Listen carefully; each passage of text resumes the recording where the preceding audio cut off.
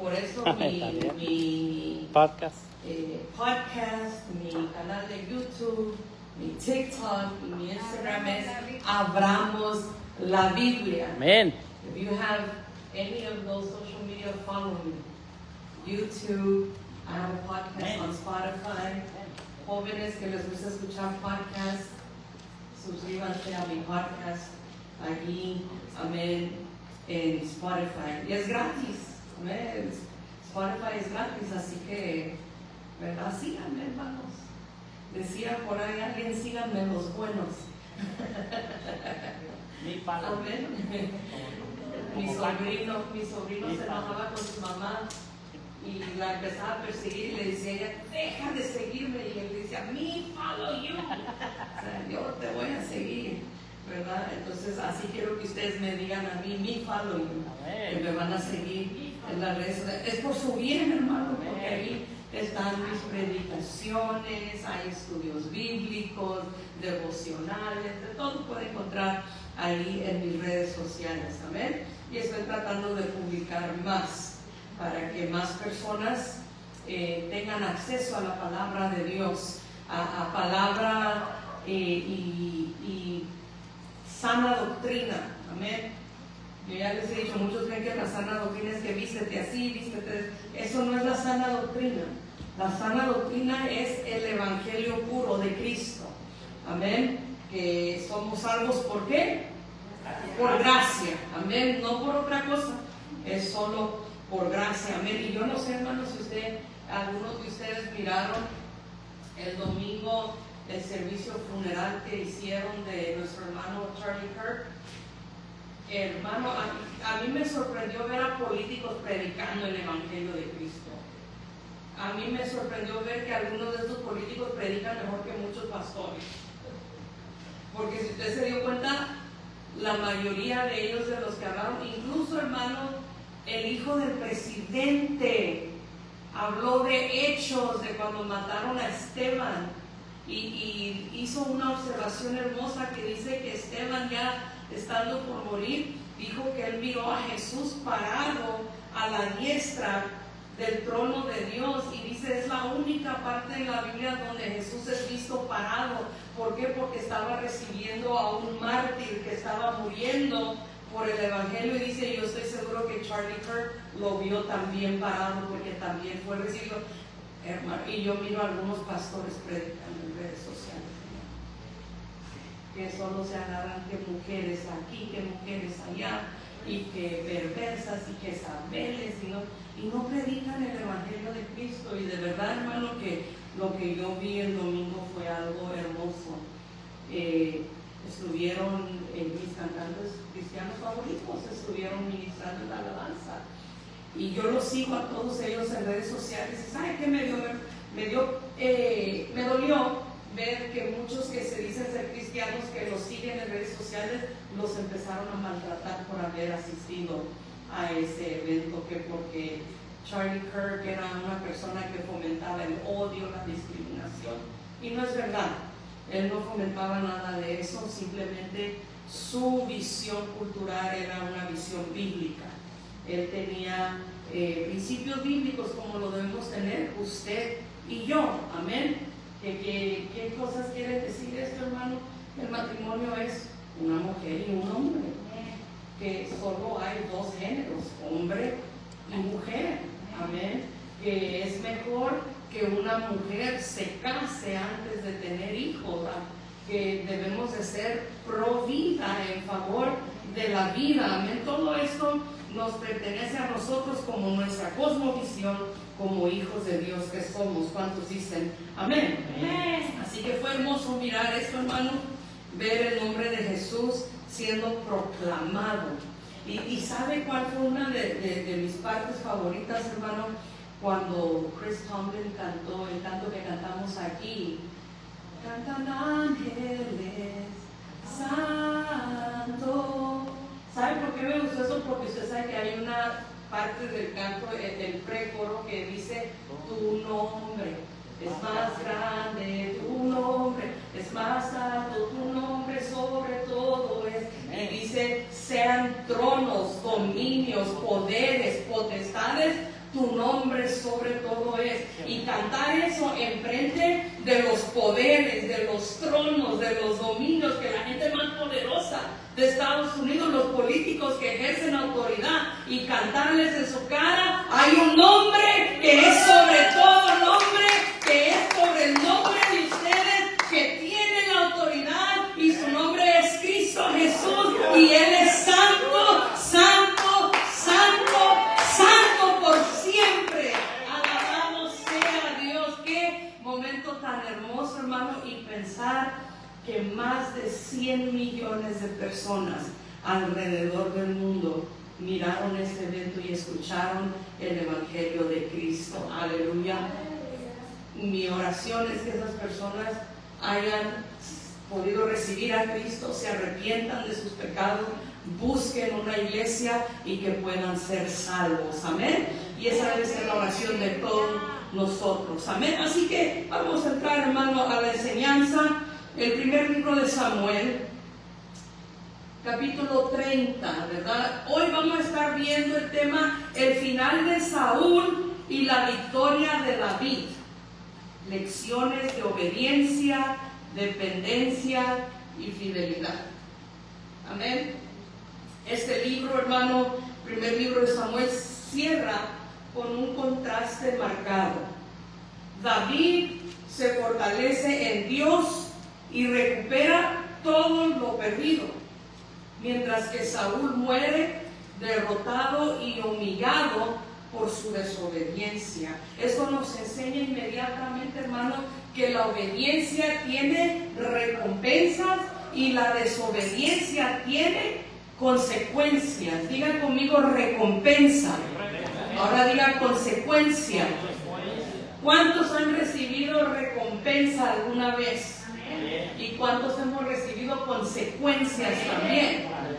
Y aquí, hermano, estos dos capítulos nos enseñan que las consecuencias son conectadas con la desobediencia, mientras que la recompensa es conectada con la obediencia. Entonces, ¿cuántos aquí quieren recibir consecuencias de parte de Dios?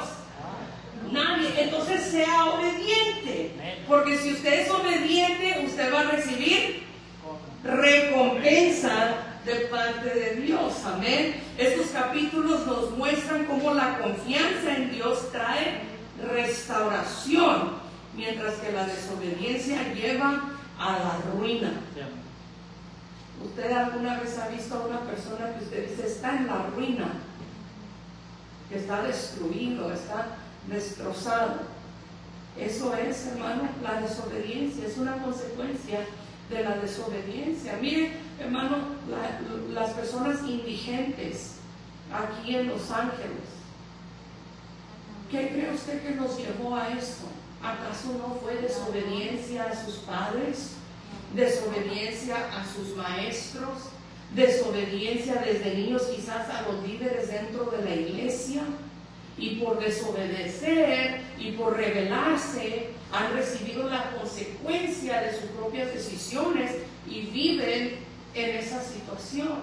Sin embargo, usted ve a un abogado viviendo bien, con dinero, con su casa, su familia, sirviendo a Dios, y uno dice, esta ha sido una persona que ha sido obediente, que desde pequeño le enseñaron, aprovecha y estudia, sírvele a Dios, no tengas hijos antes de casarte, termina tus estudios antes de casarte. Y quienes obedecen a esas reglas de la vida, hermano, terminan mucho mejor que los que no las obedecemos, ¿sí o no? Y muchas veces, hermano, la gente de todo lo que le va mal quieren echarle la culpa a Dios. Y si no, Dios me está castigando, Dios me está haciendo. Muchas veces lo malo que nos pasa son consecuencias directas de nuestra desobediencia, de nuestras malas decisiones. Amén. No todo es porque Dios te está castigando. Amén. Diga, no siempre Dios me castiga. Díganlo. Porque hay muchos que todo lo malo que les pasa, Dios me está castigando. ¿Quién te dijo a ti que God is the punisher? ¿Quién te dijo a ti que Dios es el castigador? Sí castiga, Pero todo lo malo que te pasa no es un castigo de Dios. A veces son consecuencias directas de tus malas decisiones y a veces simplemente son cosas que pasan en la vida. Amén. Se te ponchan la llanta de un carro, no puedes decir, Dios ya no me ama, Dios me está castigando. Se me ponchó una llanta. Quizás se te ponchó porque por azares de la vida pasaste donde había un clavo. O quizás se te ponchó porque pues ya está, dicen por ahí, llanta pelona, o sea que ya, y no la cambias, entonces es una consecuencia directa de lo que tú no hiciste, ¿verdad? Pero no podemos decir que todo lo malo que nos pasa viene de Dios, amén. Sin embargo, cuando nos pasan cosas buenas, sí hay que agradecerle siempre a Dios porque nos bendice y nos recompensa, amén. Así que vamos a ver qué es lo que pasa. David busca a Dios en medio de la crisis. En los versículos 1 al 8 del capítulo 30 del primer libro de Samuel, nos cuenta algo que está pasando. Dice, cuando David y sus hombres vinieron a Ziklag al tercer día, los de Amalek habían invadido el Negev y a Ziklag, y habían asolado a Ziklag y le habían prendido fuego. Y se habían llevado cautivas a las mujeres y a todos los que estaban ahí, desde el menor hasta el mayor, pero a nadie habían dado muerte, sino se los habían llevado al seguir su camino. Vino pues David con los suyos a la ciudad, y he aquí que estaba quemada, y sus mujeres y sus hijos e hijas habían sido llevados cautivos. Entonces David y la gente que con él estaba alzaron su voz y lloraron, y que dice, hasta que les faltaron las fuerzas para llorar. Usted puede imaginarse la crisis que están pasando, que lloraron hasta que se les fueron las fuerzas y ya ni llorar podían. ¿Alguno de ustedes alguna vez ha estado en una situación así? Donde ya ni te quedan lágrimas para seguir llorando porque ya lloraste todo lo que hay dentro de ti. Eso, hermano, nos habla de la crisis tan grande que está sucediendo porque los amalecitas destruyeron todo Ziklag y se llevaron a toda la gente. Imagínese que usted llegue a su casa y se han llevado a su esposa, a su esposo y a sus hijos. Y usted sabe que se los llevaron cautivos, secuestrados. ¿Usted va a poder dormir? ¿Usted va a poder comer? ¿O vivir su vida normal? No. Porque eso trae desesperación, es una crisis. Es algo, una situación, hermano, que más allá de una situación difícil. Y por eso dice que lloraron hasta que no tuvieron fuerzas, hasta que les faltaron las fuerzas para llorar. Y miren, a David le dolía también porque dice que las dos mujeres de David, Ahinoam jezreelita y Abigail, la que fue mujer de Nabal, de Carmel, también eran cautivas. O sea, las mujeres de David también se las habían llevado. Y dice, y David se angustió mucho porque el pueblo hablaba de apedrearlo. O sea, el pueblo se le estaba volteando a David y lo querían apedrear. Usted se ha encontrado en una situación donde a usted lo quieran golpear y que no sea una persona, que sean muchas. Está difícil, ¿verdad que sí? En cualquier humano entra el temor. Dice, pues todo el pueblo estaba en amargura de alma, cada uno por sus hijos y por sus hijas, mas David, que dice ahí al final del versículo 6, fortaleció Jehová su Dios. Hermano, cuando te encuentras en una situación difícil, cuando te encuentras en medio de la prueba, cuando te encuentras en la crisis, tu fortaleza es Jehová. Tienes que fortalecerte en el Señor. No te vas a fortalecer en tu dinero, no te vas a fortalecer en tu carro, en tu casa, en lo que tú tienes. El único que te va a dar fortaleza para seguir adelante es Cristo Jesús. Así que, ¿qué vamos a hacer? Igual que David, nos vamos a fortalecer en Jehová nuestro Dios. Alabado sea el nombre del Señor.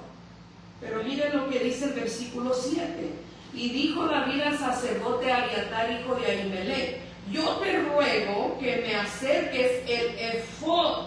El efod era aquel traje, aquel uniforme que se ponían los sacerdotes cuando hacían ¿qué?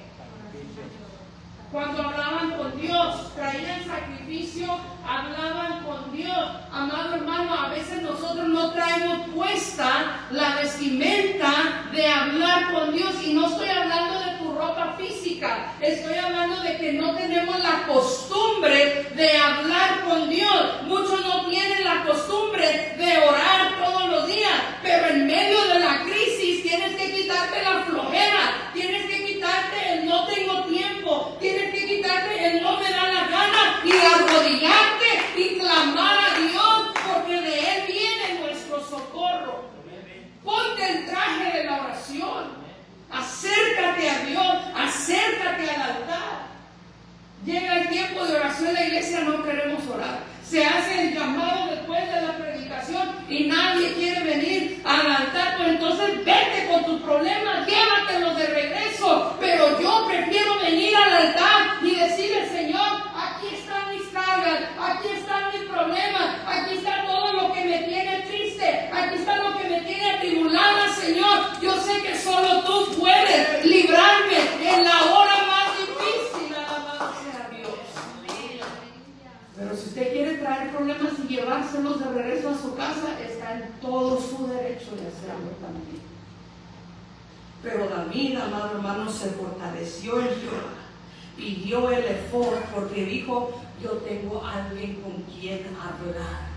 Hermano, cuando las cosas se ponen color de hormiga, tú tienes alguien con quien hablar. No necesitas un teléfono con línea, no necesitas wifi.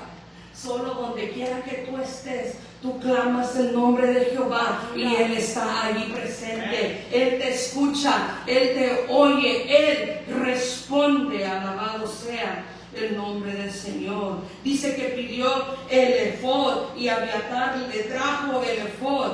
Y dice el versículo 8: y David consultó a Jehová, diciendo: ¿perseguiré a estos merodeadores? ¿Los podré alcanzar? Y él le dijo: síguelos, porque ciertamente los alcanzarás y de cierto librarás a los cautivos. ¿Cómo cree usted que David se sintió en ese momento cuando viene a Jehová y Jehová le responde y le dice: ve tras ellos, síguelos, yo te voy a dar la victoria, vas a librar al pueblo que se llevaron? Hermano, a veces lo único que tú necesitas hacer es acercarte a Dios y pedir su dirección, y Él te va a dar una respuesta que te va a dar paz. Pero yo quiero preguntarle a usted en esta noche, hermano, ¿por qué a veces se nos hace tan difícil hablar con Dios? ¿Por qué se nos hace tan difícil orar? ¿Alguien? ¿Anybody? Aparte de la flojera, ¿qué otro motivo te puede detener? El desánimo.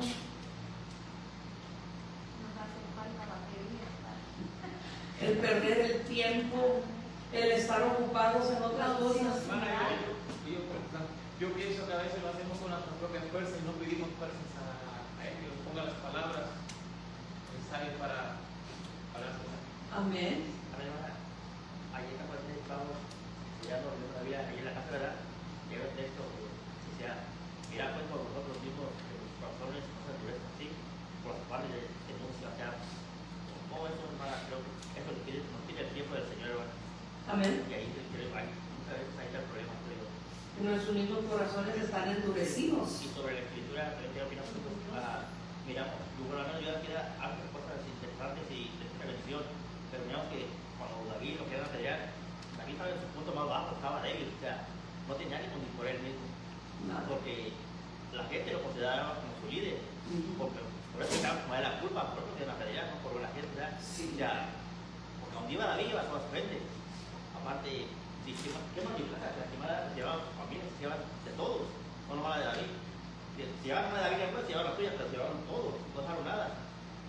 Y después de ese punto trabajo que está David, miramos la levantada que le da Jehová, así, el ánimo que le da, prácticamente se toma la victoria, ¿sí? Y es lo bueno de consultar a Dios. Amén. Y por eso es importante, hermano, que consultemos a Dios. Es importante que hablemos. Amén, pastor. Sí, preguntabas que por qué a veces se nos hace difícil orar, ¿verdad? Amén.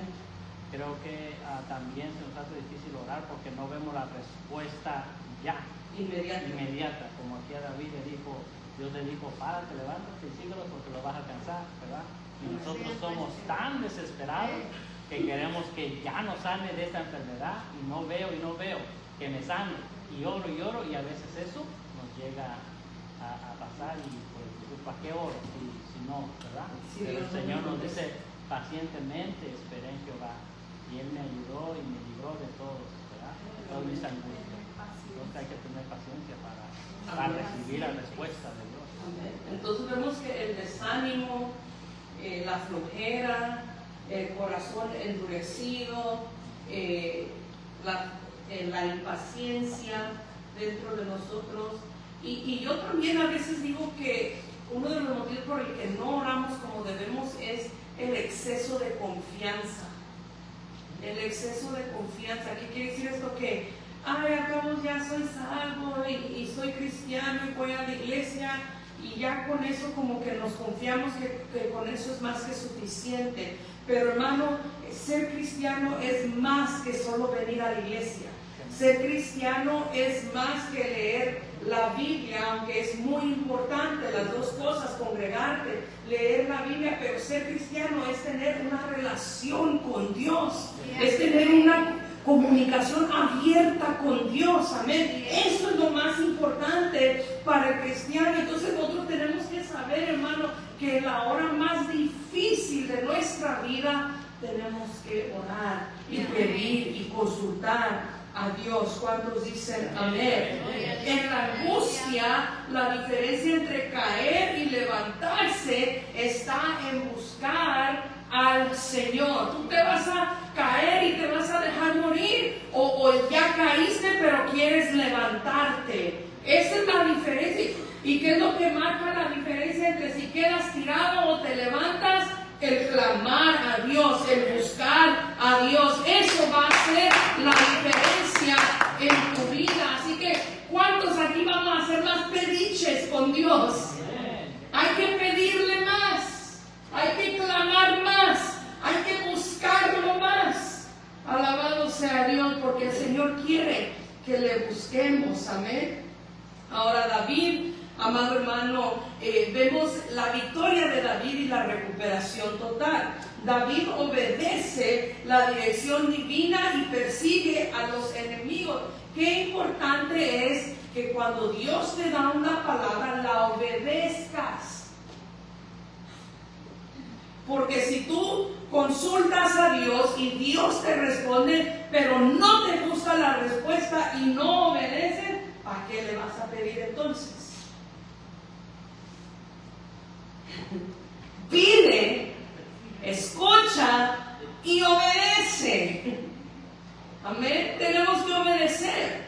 Entonces David tuvo que obedecer la dirección divina y dice que persigue a los enemigos. Y mire, hermano, es que Dios es grande. Diga, Dios es grande. Dios es grande. ¿Cuántos creen que Él es grande? Amén. Dios es fiel. ¿Cuántos creen que Él es fiel? Amén. Mire, hermano, cuando David se va detrás de ellos, no se encuentran a un hombre enfermo ahí que ya estaba más para allá que para acá, diríamos, en mi pueblo. Estaba a punto de morirse. Dice que tenía 3 días sin comer y tomar agua, 3 días y 3 noches, sin comer nada y sin beber agua, porque su mismo amo lo había dejado tirado porque estaba enfermo. Y no era de los enemigos de David. Y David y sus hombres se lo encuentran y le dan de comer y le dan agua a beber y se alivia. Y David le dice, dime dónde está. Y él les dice, júrame que no me vas a matar. Y los llevó a donde estaban sus enemigos. Eso no fue una casualidad del destino. En Cristo no existen las casualidades, existen las causalidades, porque todo tiene una causa, todo tiene un motivo, todo tiene un propósito, todo está dentro del plan de Dios. Y entonces David encuentra a sus enemigos porque ese siervo egipcio los guía hacia ellos. Y dice la Biblia que David y sus hombres derrotan a Amalek y recuperan sus esposas, sus hijos, sus bienes, todo. Entonces, hermano, esta parte tan hermosa de esta historia nos muestra que la obediencia a la palabra de Dios garantiza una restauración. Diga conmigo, restauración. Restauración quiere decir que estabas en un lugar, ya no estás en ese lugar, pero eres regresado a ese lugar. Ellos habían perdido todo lo que tenían, se llevaron a sus esposas, a sus hijos, todo, pero el que David haya obedecido a Dios, los restaura, porque todo lo que perdieron viene de regreso. Alabado sea Dios. Tú quieres ser restaurado, tú quieres que Dios restaure tus finanzas, obedécele al Señor en tus diezmos y ofrendas. Tú quieres que el Señor restaure la condición de tu familia, obedece al Señor. Y si eres un hombre, sé un esposo como Cristo ha sido a la iglesia. Si eres una mujer, sé una esposa que se sujeta a su esposo. O sea, obedece a Dios y Él va a restaurar todo. Pero queremos que Dios restaure, pero no queremos obedecer. ¿Tú crees que Dios no quiere restaurarte? ¿Tú crees que Dios no quiere verte vivir en paz, en gozo? Claro que sí, pero te falta obediencia. Diga, me falta obediencia. A mí también me falta obediencia. Si nosotros obedecemos la palabra de Dios, tenemos garantizado la restauración.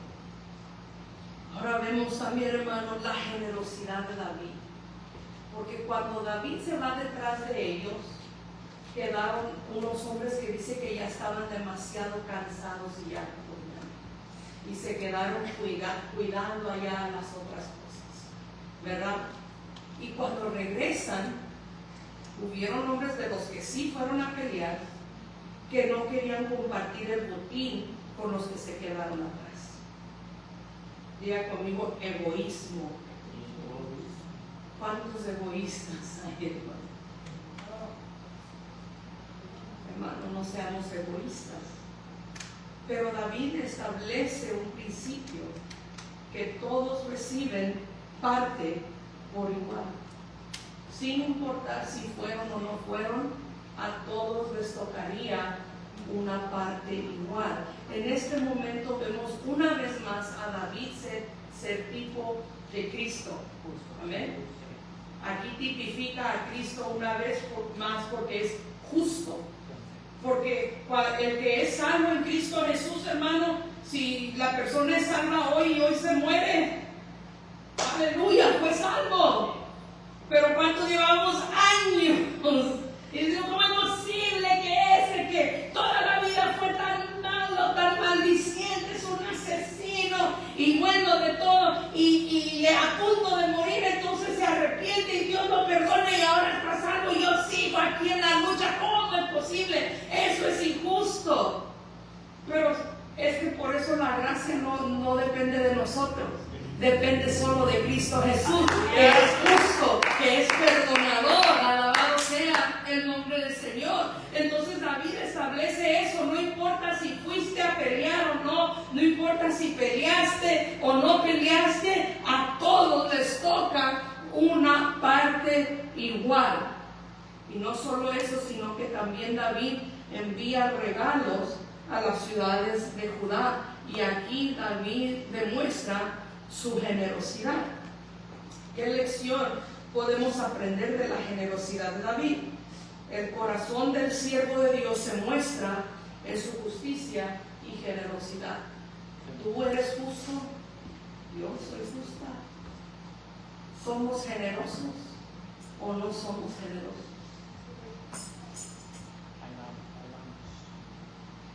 estamos en la lucha. Decía una vez que fui a una protesta y estaban con los tambores cantando y decían, estamos en la lucha. Así muchos, eres justo, eres generoso, estamos en la lucha. Ahí vamos, dice el pastor. La generosidad, hermano, es dar sin mirar si te van a poder dar de regreso. Pues muchos dirán, no, así no me va a dar nada de regreso. Y yo ¿qué me gano con darle? ¿Y qué me vas a dar tú a mí si esto, si el otro? Así no funciona la generosidad. La generosidad es hacer el bien sin mirar a quién. Amén. Esa es la generosidad. La justicia, hermano. A veces nosotros sí queremos que todos sean justos con nosotros, pero cuando a nosotros nos toca impartir justicia, somos muy injustos también. Entonces, nuestro corazón se muestra en nuestra justicia y nuestra generosidad. Muchos de nosotros no somos generosos ni con la iglesia.